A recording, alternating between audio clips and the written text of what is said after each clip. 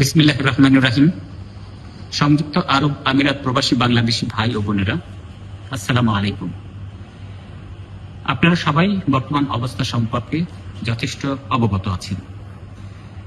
গতকাল আপনাদের উদ্দেশ্যে দূতাবাস থেকে আমরা দুটি বার্তা দিয়েছি আপনাদেরকে সতর্ক করার জন্য।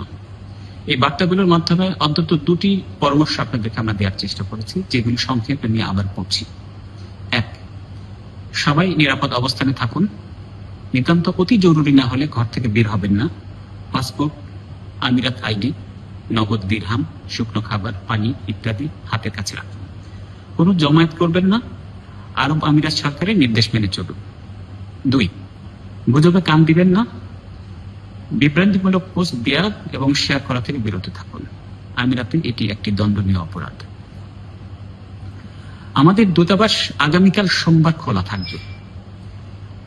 আমরা গতকালকের কথাই আবার বলছি, যে কাজটি আপনি আগামীকাল করবেন বলে পরিকল্পনা করেছিলেন, সেটি যদি 7 দিন বা 10 দিন পরে করলেও চলে, তাহলে আপনার আগামীকাল আসবার দরকার নেই।